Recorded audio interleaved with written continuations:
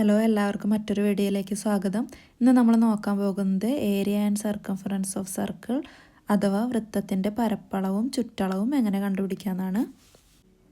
ഒരു സർക്കിളിൻ്റെ റേഡിയസ് അഥവാ ആരെന്ന് പറയുന്നത് അതിൻ്റെ സെൻട്രൽ നിന്നും അതിൻ്റെ ഔട്ടർ ലൈനേക്ക് വരയ്ക്കുന്ന സ്ട്രെയിറ്റ് ലൈനെയാണ് റേഡിയസ് എന്ന് പറയുന്നത്.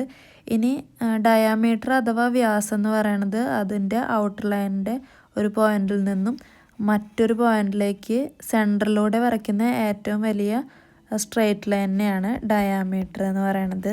ഇതാണ് ഡയാമീറ്റർ. ഇനി നമുക്ക് ഏരിയ അഥവാ പരപ്പളവ് എങ്ങനെ കണ്ടുപിടിക്കാൻ നോക്കാം. ഏരിയ കണ്ടുപിടിക്കാനുള്ള ഇക്വേഷനാണ് πr². ഇതിലെ പൈയുടെ വാല്യൂ എന്ന് പറയുന്നത് ഏകദേശം 3.14 ആണ്. ഇനി സർക്കംഫറൻസ് അഥവാ ചുറ്റളവ്.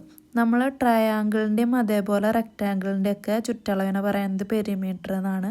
പക്ഷേ സർക്കിളിൻ്റെ പെരിമീറ്റർ അല്ല, സർക്കിളിൻ്റെ ചുറ്റളവിനെ പറയുന്നത് സർക്കംഫറൻസ് എന്നാണ്. ഇത് കണ്ടുപിടിക്കാനുള്ള ഇക്വേഷനാണ് 2πr. ഇനി നമുക്കൊരു എക്സാമ്പിൾ നോക്കാം. 10 സെൻറ്റിമീറ്റർ ഡയാമീറ്ററുള്ള ഒരു സർക്കിളിൻ്റെ സർക്കംഫറൻസ് എങ്ങനെയാണ് കണ്ടുപിടിക്കാൻ നോക്കാം. സർക്കംഫറൻസ് എന്ന് പറയുന്നത് ഒരു സർക്കിളിൻ്റെ ഔട്ടർ ലൈനിൻ്റെ ടോട്ടൽ ലെങ്ത്തിന് പറയുന്നതാണ് സർക്കംഫറൻസ്. ഈ ലൈനിൻ്റെ മൊത്തം ലെങ്ത്തിന് പറയുന്നതാണ് സർക്കംഫറൻസ്. ഇനി നമുക്ക് റേഡിയസ് ആവശ്യമുണ്ട്. റേഡിയസ് നമുക്ക് തന്നിട്ടില്ല ഇവിടെ. റേഡിയസ് എന്ന് പറയണത് ഡയാമീറ്ററിൻ്റെ ഹാഫായിരിക്കും. Diameter divided by 2. ഡയാമീറ്റർ നമുക്ക് 10 സെൻറ്റിമീറ്റർ ആണ് തന്നിട്ടുണ്ട്. അപ്പോൾ അതിൻ്റെ പകുതി 5 സെൻറ്റിമീറ്റർ ആണ് റേഡിയസ്. ഇനി സർക്കംഫറൻസ് കാണാനുള്ള ഇക്വേഷൻ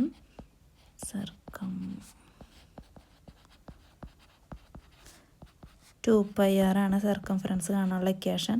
ഇതിലെ പൈയുടെ വാല്യൂ 3.14.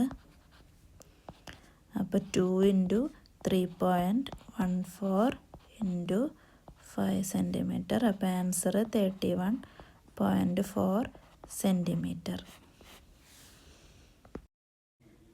ഇനി നമുക്ക് ഇതേ വൃത്തത്തിൻ്റെ തന്നെ ഏരിയ കണ്ടുപിടിക്കാം. ഏരിയ എന്ന് പറയണത് ഈ ഉള്ളിലുള്ള ഈ മാർക്ക് ചെയ്തേക്കണ അതിനെയാണ് ഏരിയ എന്ന് പറയണത്. ഏരിയ കണ്ടുപിടിക്കാനുള്ള ഇക്വേഷൻ πr² ആണ്. ഇതിൽ ആറിൻ്റെ വാല്യൂ 5. അപ്പോൾ π × 5². അപ്പോൾ ആൻസർ 25π എന്ന് പറയും. പൈയുടെ വാല്യൂ നമുക്കറിയാം 3.14. അതിൽ അപ്ലൈ ചെയ്തു. അപ്പോൾ ആൻസർ 78.5 സെൻറ്റിമീറ്റർ സ്ക്വയർ അഥവാ ചതുരശ്ര സെൻറ്റിമീറ്റർ.